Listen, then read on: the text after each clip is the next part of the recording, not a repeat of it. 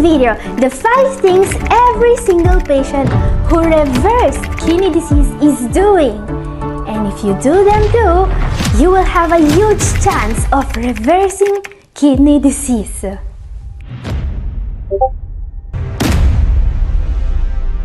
Catherine here. I've been helping kidney disease patients take control of their health for more than a decade now. And while patients with CKD are supposed to progressively lose renal function, what I found out is that there is a significant amount of patients whose renal function is stable or even improved over time, even in stage 4 or 5 pre-dialysis. So what I want to focus on today are the 5 things that sets these patients apart.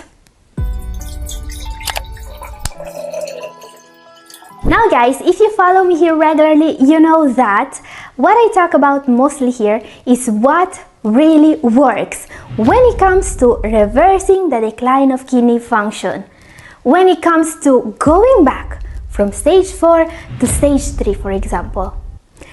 That's what I talk about here almost every day.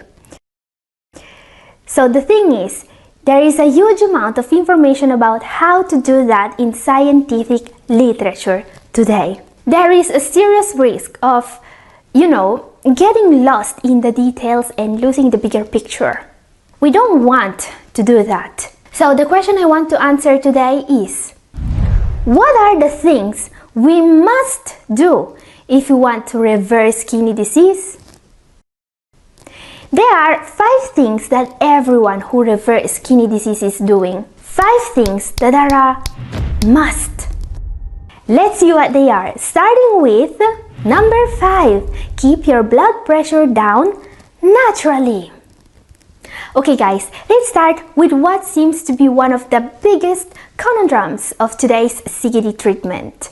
We all know that when trying to improve our kidney function, our GFR numbers, keeping blood pressure below 130/80 is an imperative. At the same time, however, what some of the most authoritative papers about CKD tell us is that we must achieve this target without relying too much on ACE-I, ARBs, diuretics, and other antihypertensive medications. Yep, high blood pressure damages the kidneys, but taking ACE-I and ARBs damages them too. What to do then? Okay, this may sound confusing, but it's important to understand that this problem also hides a huge opportunity for people with kidney problems. You see, this comes from a paper that's redefining and reshaping the whole world of CKD. What they found out is that it's not really the stage of kidney disease you are in that defines your chances of improving your GFR numbers. There are other parameters that are more important. And one of these is keeping blood pressure under control without relying too much on antihypertensive medicines. Many patients that are doing this are actually improving, alright? By the way, this very significant meta-analysis is titled "Renal Function Can Improve at Any Stage of Chronic Kidney Disease," and it was published on the journal PLOS ONE, one of the most authoritative medical journals.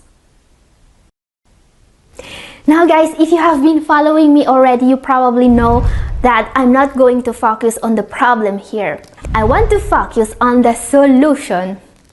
So question, what can you do to keep blood pressure under 130/80 without having to take several medications?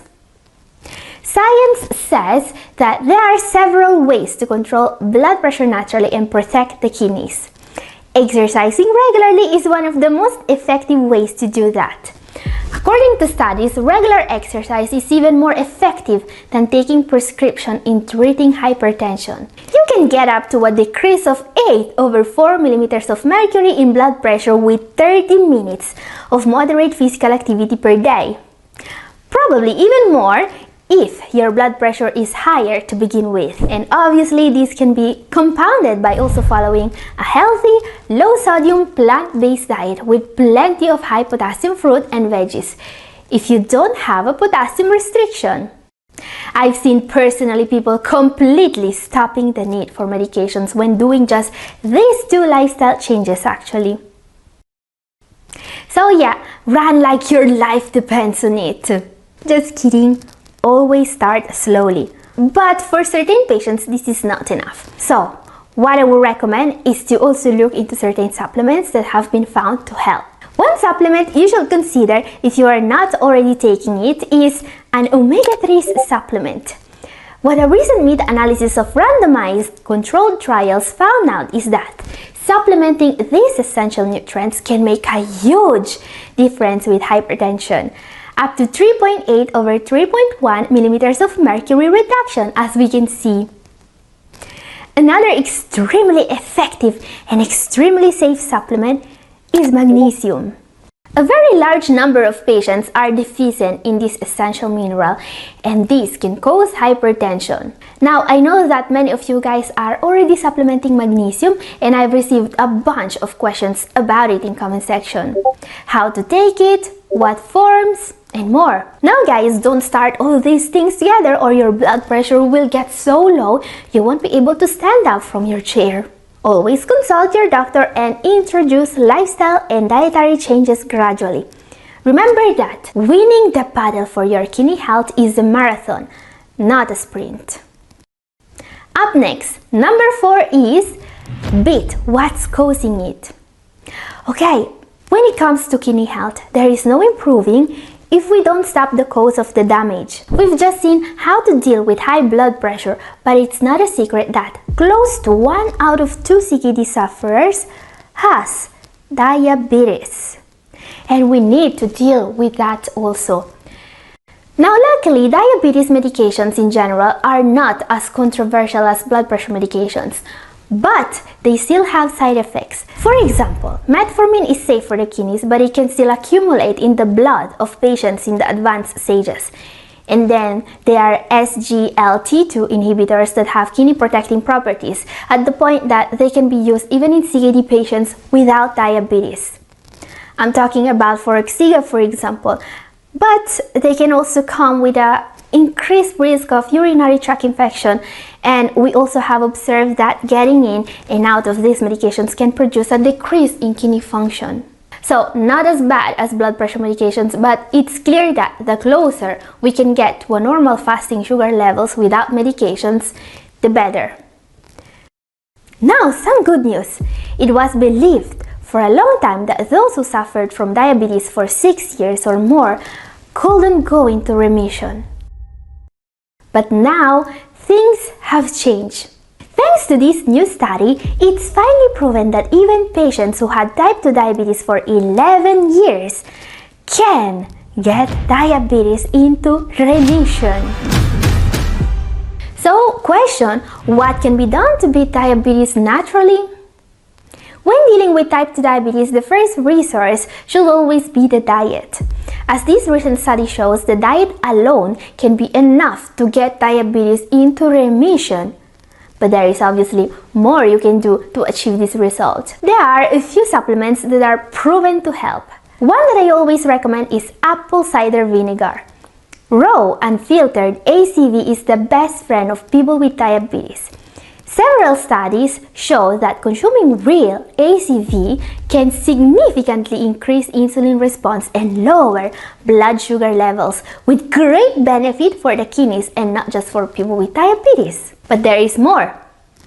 Berberine is also very recommended. It can have effects similar to that of metformin on glucose levels, but it's also a powerful way of lowering cholesterol and triglycerides levels, even better than metformin. Up next, what can be even more important than dealing with diabetes and high blood pressure? Number 3 is treating the complications. Next step, maybe even more important, take care of the most common complications of CKD. There is a complication around 7 out of 10 CKD patients have, mostly without knowing about it. Mostly without getting it under control.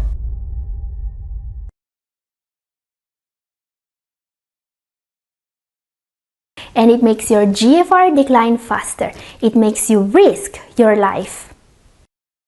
This complication is anemia. Guys, lately I've been trying to raise awareness about anemia, and I will keep doing it. You know, recent statistic brought out a very concerning number. Up to 72.8% of those with kidney disease also have iron deficiency anemia. And that's a staggering amount of people. And the biggest problem is that, according to studies, only 4% of people with this problem are receiving the appropriate attention.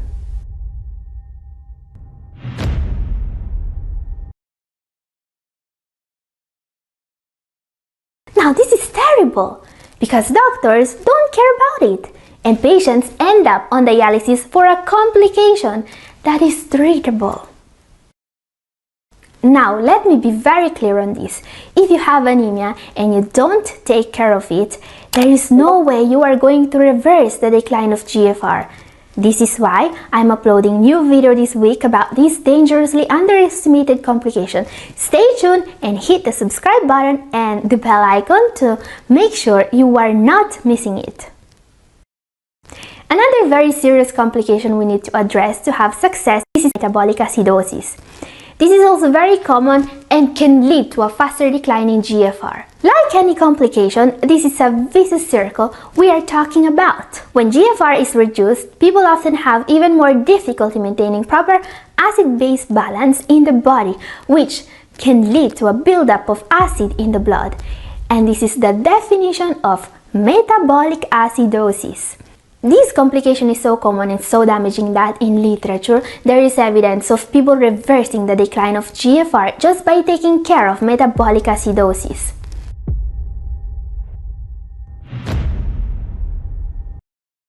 So question, how do you know if you have metabolic acidosis? If you have kidney disease, it's important to keep your CO2 levels under control to avoid a fast progression of the disease. There is a test called CO2 test that's used to do just that. But not all doctors give these tests regularly. Yeah, not all doctors read the studies about kidney disease I read for some reason.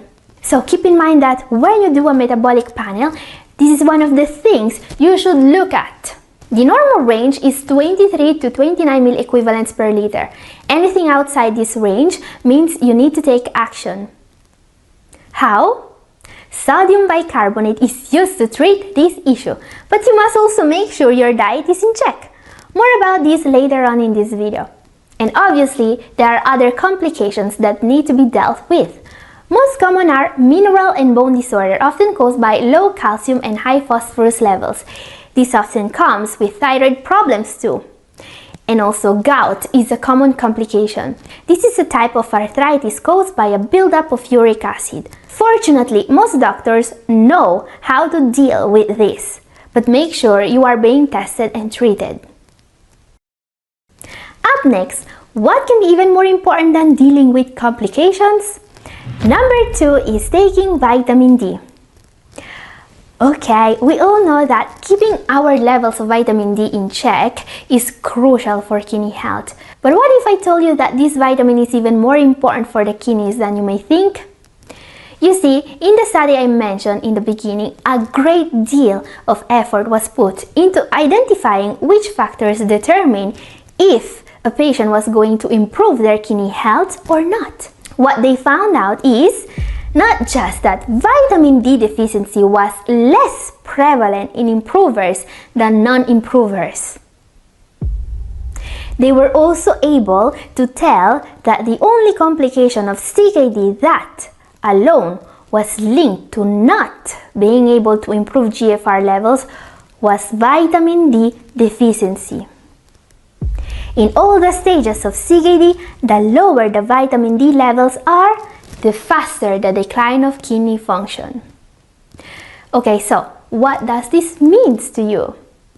Well, first of all, that not enough doctors care about vitamin D levels. So you must do that by yourself, alright?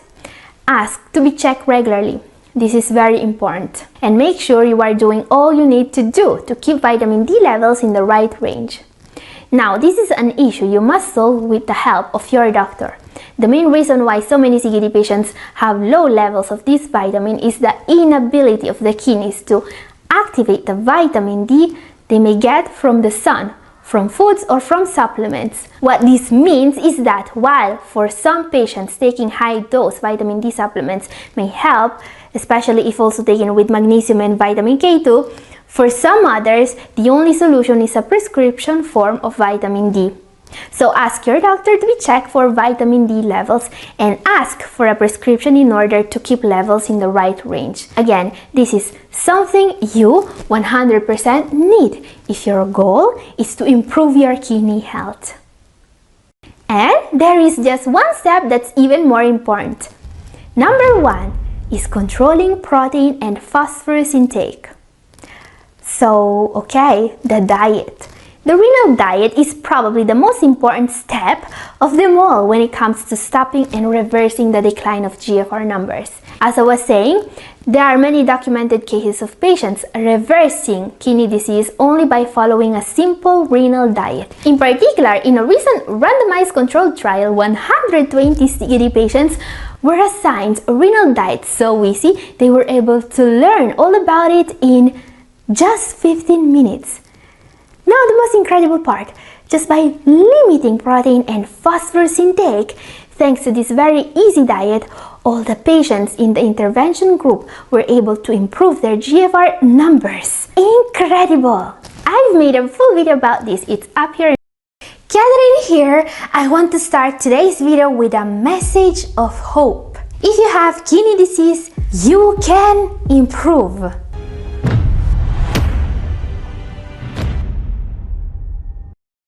You can stop the progression of the disease and you can get your kidney function back. And the most important step to achieve this is the diet, as you probably already know.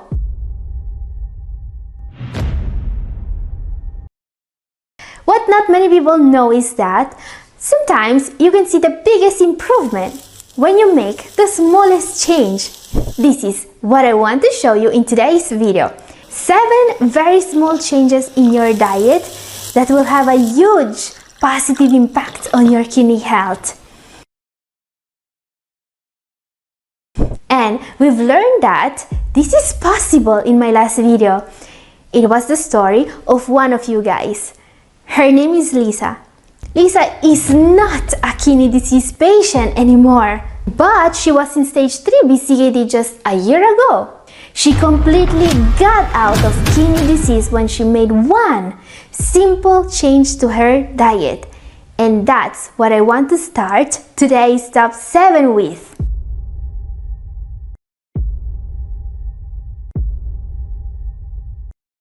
So what is the change that made this huge improvement possible for her? Number 7 is eating honeydew melon instead of cheddar cheese. Yes, this is how Lisa has beaten kidney disease. Okay, obviously it was not just melon. You see, she was suffering from diabetes, so she was told to eat a lot of foods that are high in calories and protein, such as eggs, dairy, beef, chicken, and fish. We all know that these foods are very hard on the kidneys. But today, many diabetes patients are still told to eat them because they are low on carbs, so they are supposed to improve your blood sugar levels.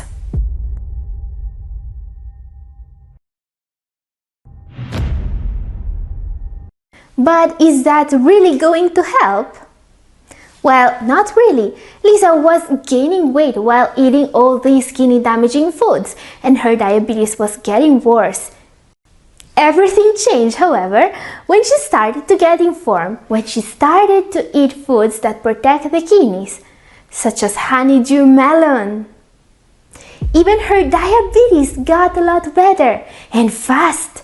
And in 6 months, she went from stage 3B to not having kidney disease anymore. And all that because she made a simple change to her diet. She switched from an animal-based diet to a plant-based one. That was all it took. And guys, if you think this success story is inspiring, please share this video with anyone you know who may benefit from healthier kidneys. And consider giving this video a like so more people will be able to see it. Okay, that was our number 7 for today. Number 6. Up next, another very small change that for many people can make a huge difference in fighting kidney disease. Some patients got their kidney function back to normal when they did this. This is wakame seaweed. This is a snack food coming from Asia which is becoming a favorite of health-conscious people. Wait, now you may ask, how can an alga be a serious improvement in kidney health? Well, wakame is a nutritious snack that can add a range of vitamins and minerals to your diet for a low number of calories. But the reason why you want this food on your table is iodine, alright? And wakame packs more iodine than any other plant-based food actually. Very few people know this, but iodine deficiency is one of the most common nutrient deficiencies in the world, affecting nearly a third of the world's population. And it can cause weird symptoms such as fatigue and feeling always cold, but also an inexplicable weight gain. Why? Because the thyroid basically runs on iodine, and low iodine levels mean that your thyroid is not working properly. So consider adding this alga to your table, especially if you are following a low sodium diet. Now this is very important. A lot of kidney disease patients have thyroid problems, and when I say a lot, what I mean is almost everyone. Correcting these problems may mean a fast, noticeable improvement in kidney function, according to several studies. And while wakame may help, what you should also do is making sure you are being tested for thyroid function. And if needed, make sure you are being prescribed the appropriate medications. Number 5. Up next, a very easy cooking trick that may make a huge difference in fighting one of the worst complications of CKD. So what's so special about the way I'm sauteing these veggies? Well, you see, that's not just a regular skillet. That's an iron cast skillet, the best friend of your kidneys when it comes to cooking. This is 1,000,000 times healthier than your regular skillet. Why, you may ask? Because when you cook, especially if acidic seasonings such as lemon or vinegar are involved, some metal from your cookware will leach into your food. That may be either a bad or a good thing. For example, you absolutely don't want extra aluminum in your diet, alright? So don't use aluminum cookware if you have CKD. But on the other hand, this skillet is made from iron, and when you are cooking with it, what will leach into your food is precious iron, something most kidney disease patients need to supplement. Science is pretty clear on this. If you use this kind of cookware every day, your iron levels can improve. Just remember to use lemon abundantly when you cook with one of these, and don't forget that they need more maintenance than regular cookware. But they are worth the hassle. You see, according to recent statistics, up to 72.8% of CKD patients also suffer from iron deficiency anemia. That's a huge problem because anemia causes kidney disease to progress faster. Now, getting more iron in your diet will surely help, but it's not a solution alone to this issue, alright? So very important, make sure you are being tested for iron levels regularly if you have CKD. Not all doctors will do that, but you need to be tested. Up next, another very easy diet tip that can make a huge difference in slowing down kidney disease. Number 4 is eat these tasty mushrooms every morning. Okay, mushrooms are not often considered a breakfast food, but there is something about these mushrooms in particular that may change your mind about that. You see, these are not just your regular mushrooms. These are sun-dried shiitake mushrooms, and they are the only good plant-based source of the kidney vitamin or vitamin D. So, consider adding them to your diet. You see, vitamin D deficiency is the most common deficiency in people with CKD, and it's directly linked to proteinuria, which means a faster progression of CKD. But not all shiitake mushrooms can help. You see, just like the human body that can turn light from the sun into vitamin D, these mushrooms need to be exposed to the sun to become a decent source of vitamin D. Actually, sun-dried mushrooms have 1,000 times more vitamin D than regular mushrooms. And never underestimate what vitamin D can do for your kidneys. There are studies showing that CKD patients getting enough vitamin D are not just way less at risk for fractures. They are also going to retain their kidney function for much longer.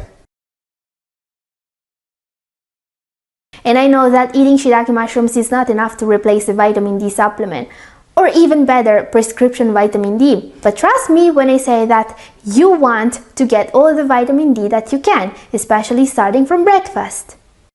Up next, since we are talking about breakfast, number 3, drink a cup of green tea every morning. Everyone knows that green tea is healthy, but recent studies suggest that adding a cup of tea to your breakfast may be a way more effective strategy to protect your kidneys than people realize.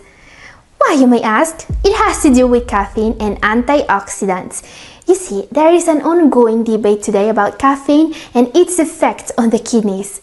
Some say it's good for you. Some say it's bad. Yeah, when it comes to coffee, the best answer science can give us is we are not sure.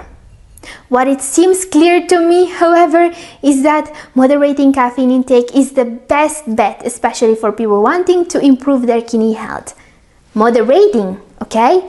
Not completely avoiding, as in less than 2 cups a day. Now, what they never tell you when they recommend to cut on coffee intake is that people get way more antioxidants from beverages such as tea and coffee than any food. Yes, coffee is a better antioxidant source than any superfood, including those super healthy berries, for example. And this is a proven fact.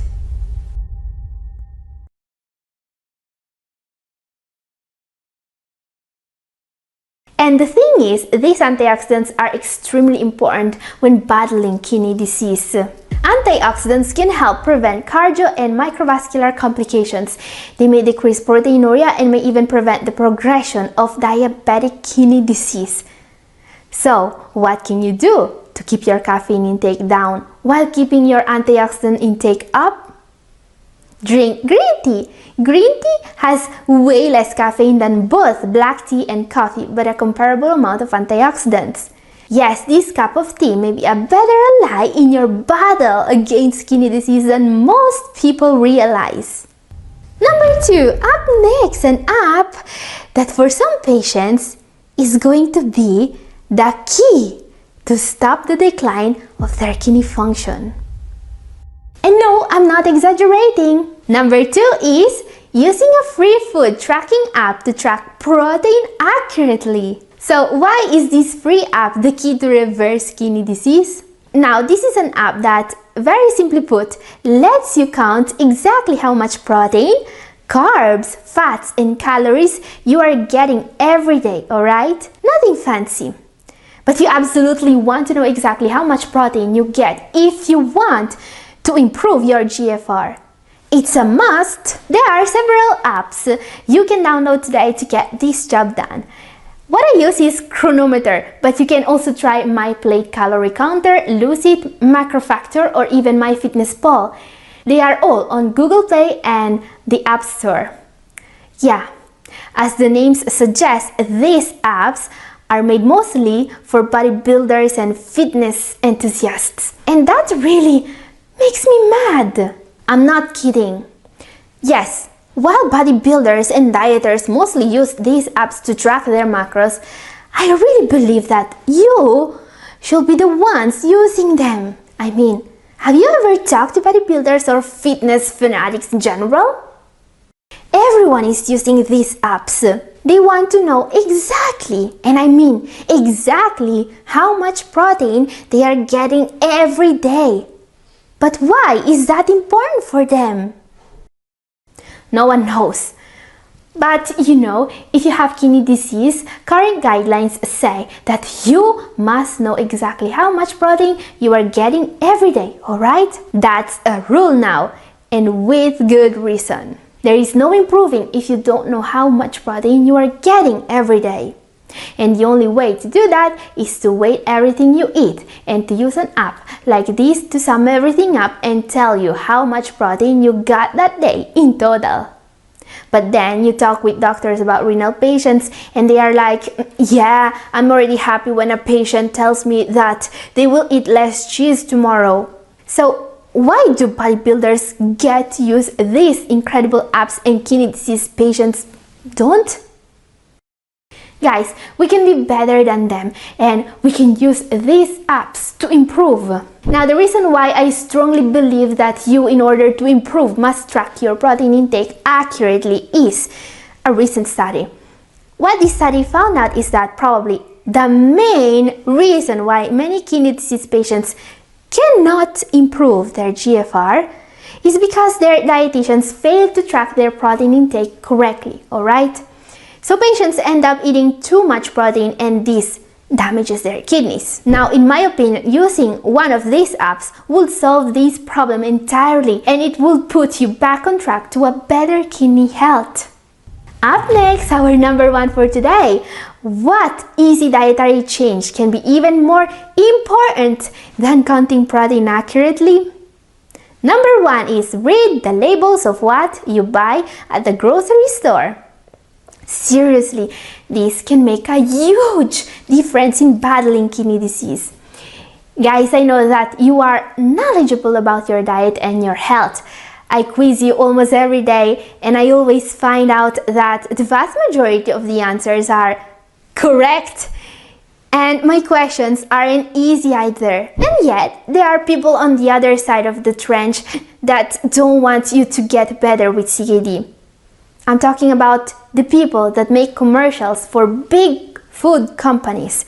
All they care about is that you eat more of their sugar-cramped, phosphorus-packed junk foods. They will sell you the worst poison they can and they will call it healthy. And they do this by calling sugar agave nectar or by selling you literal sugar pills as zero-calorie mints.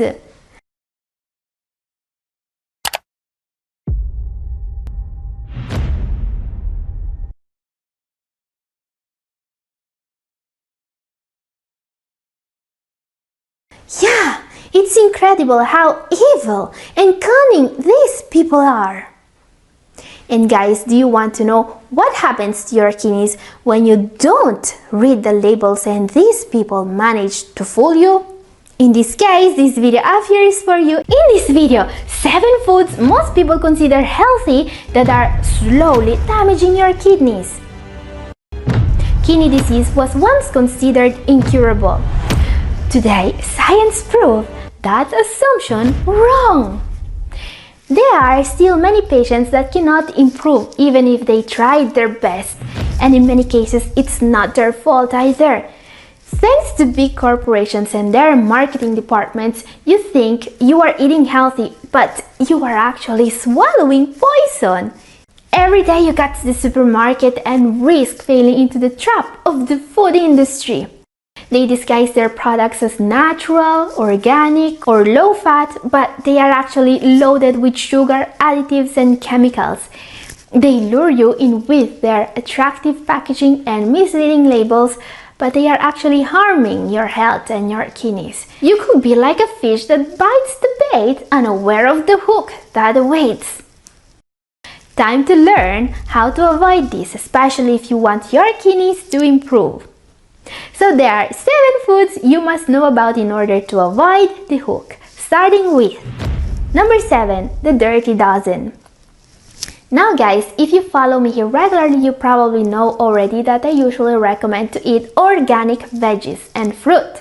The reason is the dirty dozen. So what is the dirty dozen and why are these foods so much more dangerous than they seem? The Environmental Working Group, or EWG, a non-profit organization that exposes the health risks of industrial agriculture, has compiled this list based on extensive testing and analysis. These are the foods that they found to have the highest levels of toxic chemicals on them. So be careful if you eat these foods regularly. Make sure that you are washing them very well, and also consider buying organic.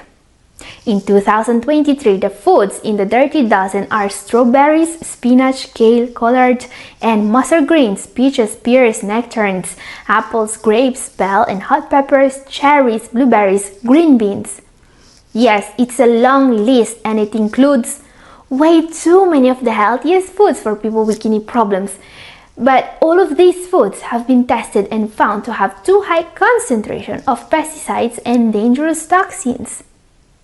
But hey, it doesn't absolutely mean that we should stop eating these foods, alright? But you may want to prefer organic when it comes to these 12 foods. Why? Well, the pesticides that were found on these fruit and veggies are, unfortunately, more dangerous for people with kidney disease than the general population. Organophosphates, for example, that are used on a wide variety of crops have been directly linked to kidney damage.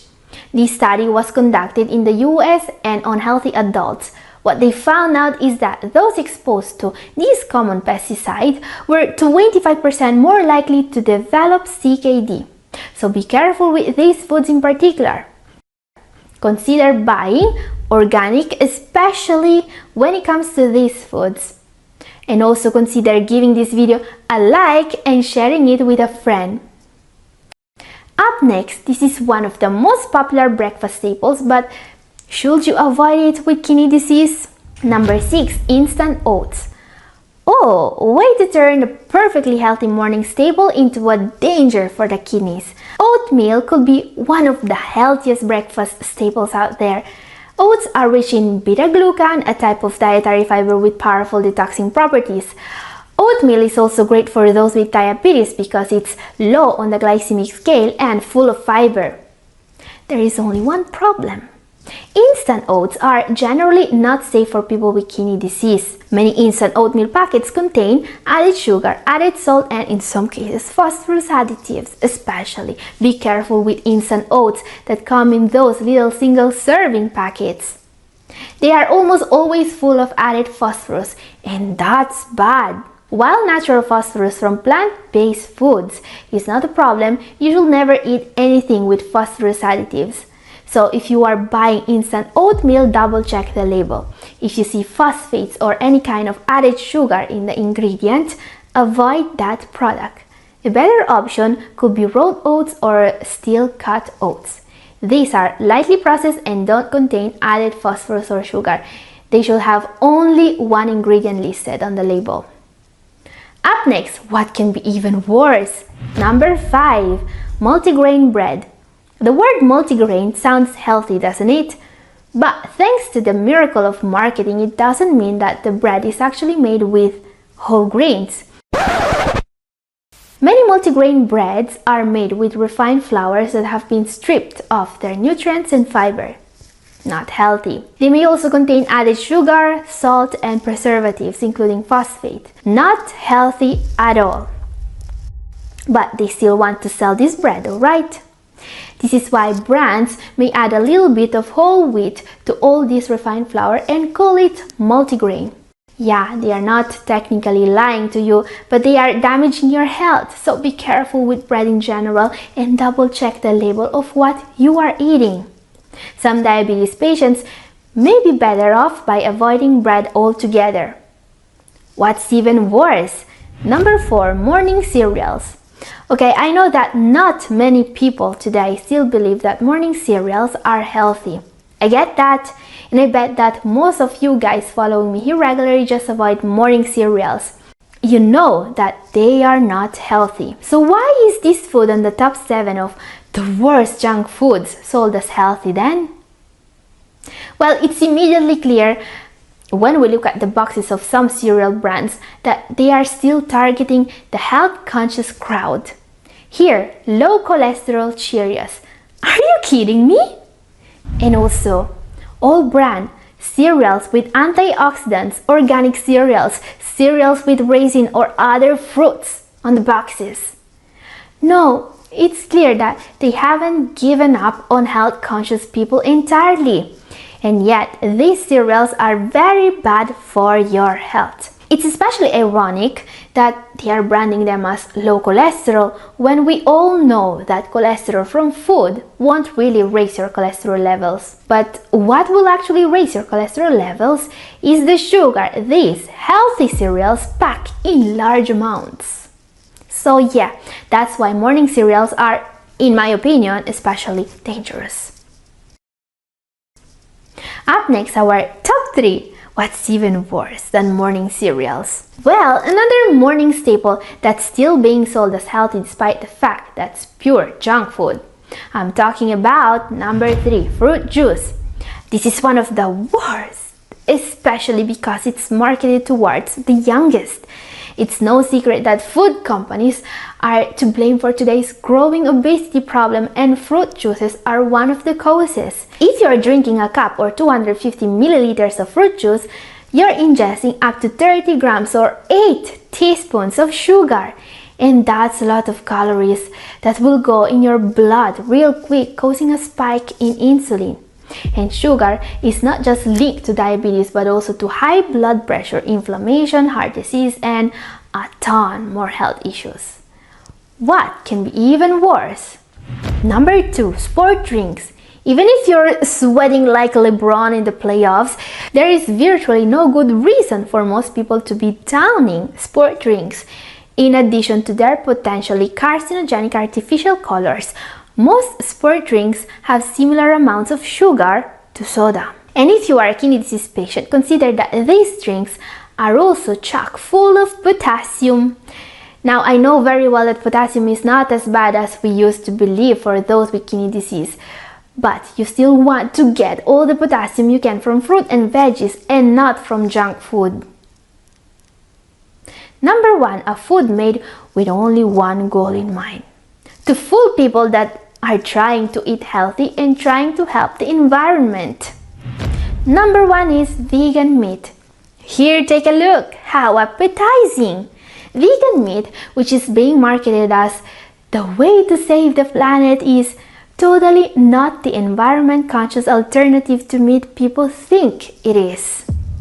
Now, sometimes I think that the only way this burger is going to help reducing pollution is by making the lives of its customer base shorter. But the main reason why fake meat is our number 1 is a study published in 2020 in the American Journal of Clinical Nutrition.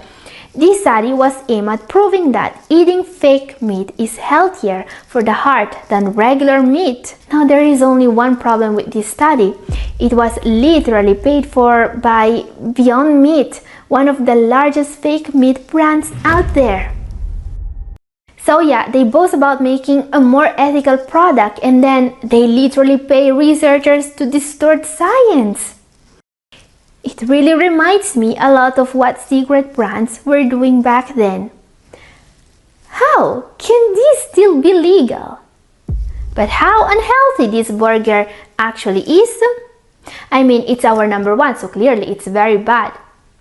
Well, that's because fake meat is basically made from pea protein, soy protein, wheat gluten, various types of vegetable oils, added sodium, tons of additives, starches, all heavily processed. And you are also going to get added sugars from this. Yeah, looking at this ingredient list, we can clearly see dextrose. Dextrose is a sneaky way to add sugar to foods because most people won't realize they are eating sugar. So we can all imagine what is going to happen to some poor diabetes patient who is eating this burger in order to save the planet and is going to get a blood sugar spike instead. Guys, you don't want any of this in your diet. You don't want all these additives. You don't want the added sodium and sugar. Especially for people with kidney disease or diabetes, vegan meat is really bad. Question: is there anything we can eat at all? Now guys, whenever I talk about what foods or supplements or habits are bad for you, I always get the same question. Is there anything at all that we can actually eat? Absolutely! In my video up here, you will find a list of all those foods you cannot miss in a renal diet. And this is all for today. Thank you for watching. God bless you all. Bye!